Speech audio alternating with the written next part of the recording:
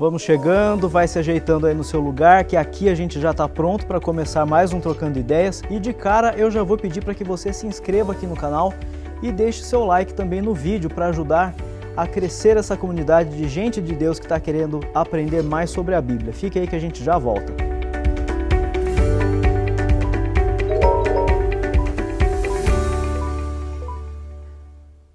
Eu sou o Thiago Marto, moderador do programa Trocando Ideias, e este é o pastor Hernandes Dias Lopes, pastor presbiteriano há 40 anos, conferencista, escritor, professor, e nós contamos com essa expertise toda para nos ajudar aqui com as perguntas. Tudo bem, pastor? É uma benção estar aqui, Thiago, e eu espero que as perguntas que chegarem hoje possam ser representativas e as respostas possam ser esclarecedoras.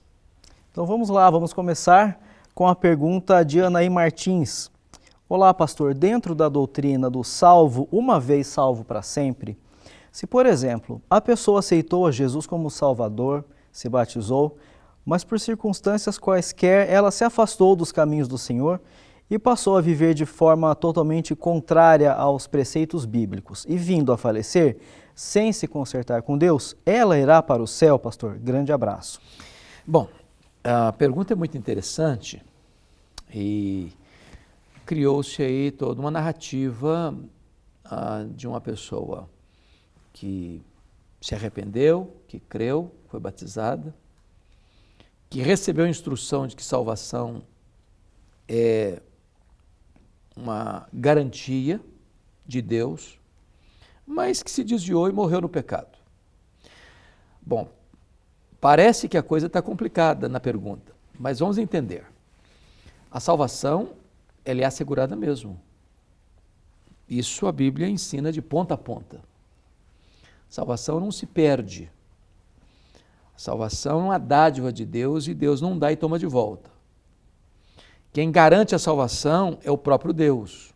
Jesus Cristo disse, eu conheço as minhas ovelhas, elas me seguem, eu dou a elas a vida eterna e jamais perecerão eternamente. Ninguém as arrebatará das minhas mãos. O que vem a mim, de maneira nenhuma, eu lançarei fora. Então, a minha segurança não está que eu sou uma pessoa boa, eu sou uma pessoa piedosa, então eu estou salvo porque eu garanto a minha salvação. Não, quem garante a minha salvação é Deus. Agora, é possível que um crente verdadeiro se desvie por um momento? É possível. É possível que um crente salvo morra no pecado? Não. Não. Não. Se ele é verdadeiramente salvo, ele volta. Se ele morreu no pecado, é porque não era salvo. Vamos ver o que a Bíblia diz sobre isso. O apóstolo João, tratando desta matéria, lá no capítulo 2, ele vai dizer algo sobre o assunto. Capítulo 2, verso 19, da primeira carta. Eles saíram do nosso meio, entretanto não eram dos nossos. Porque se tivessem sido dos nossos, teriam permanecido conosco. Todavia eles se foram para que ficasse manifesto que nenhum deles é dos nossos. Ou seja, nós não podemos pensar que o fato de uma pessoa ser membro da igreja, professar a sua fé, ser batizado, exercer cargo na igreja, que isso é, por si só, garantia de salvação. Está lá escrito em 2 Timóteo 2,19 que só Deus conhece os que lhe pertencem. Por exemplo, Judas Iscariotes era um apóstolo. Os seus pares, os seus colegas, os seus condiscípulos nunca suspeitaram dele. Jesus o conhecia. Então, na igreja visível, Tiago, nós temos trigo e temos joio, temos ovelha e temos lobo. Eles vão conviver. Eu vou achar que lobo é ovelha, eu vou achar que joio é trigo. Mas o Senhor Jesus não se engana.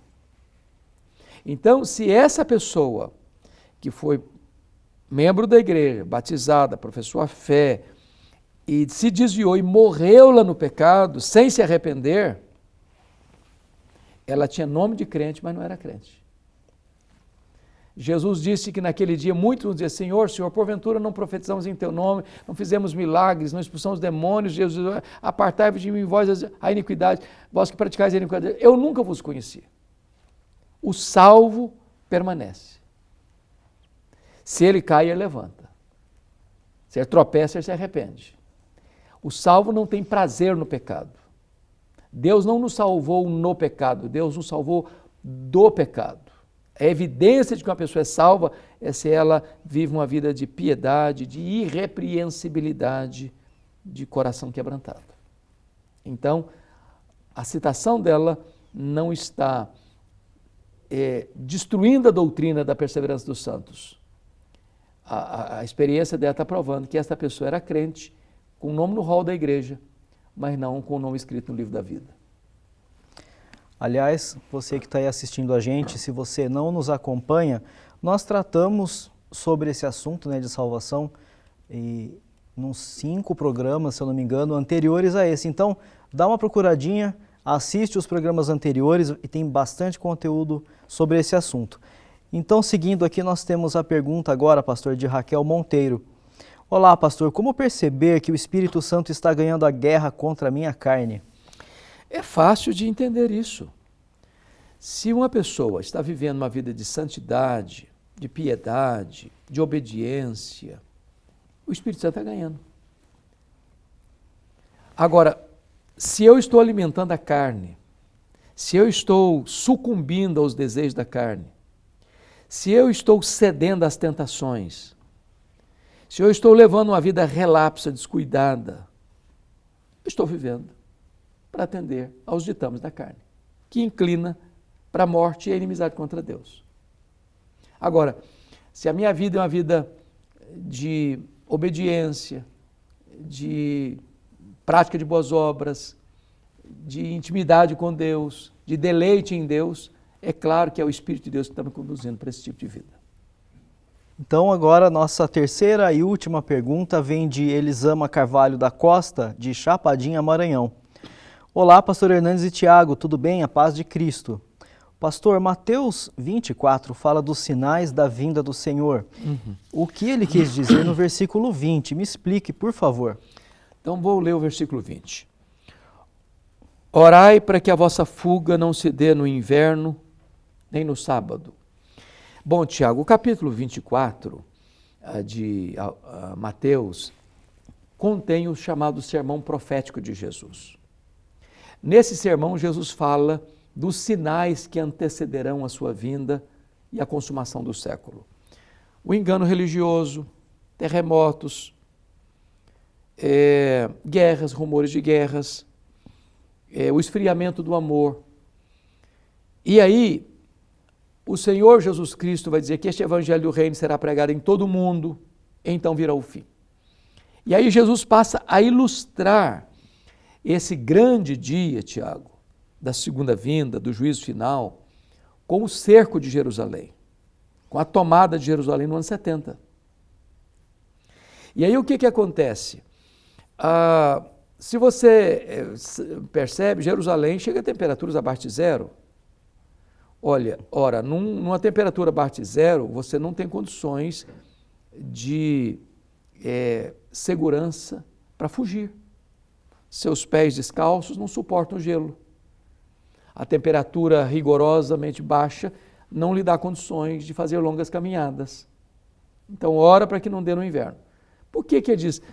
Ora para que não seja no sábado. Ele está falando dentro da cultura judaica.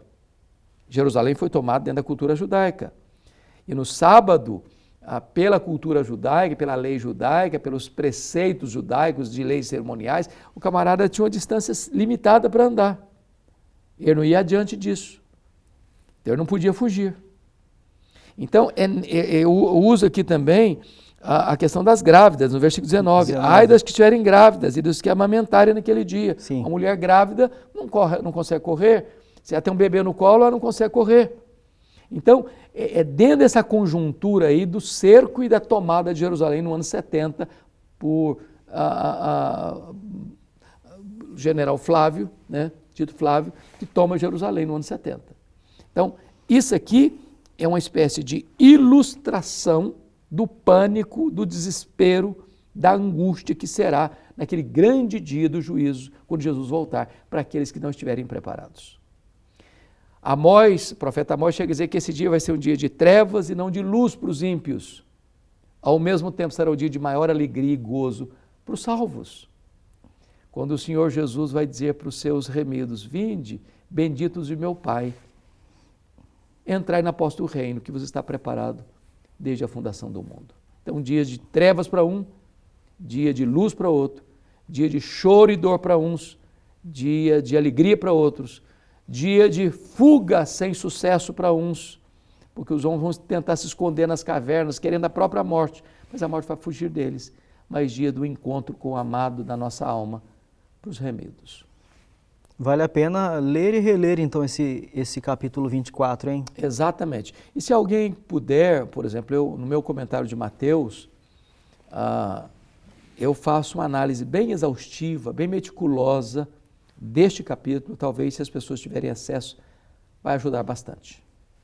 É isso, pastor. Privilégio estar aqui, viu, Tiago, com você. Terminamos mais um Trocando Ideias. Muito obrigado, pessoal, vocês que mandaram as suas perguntas.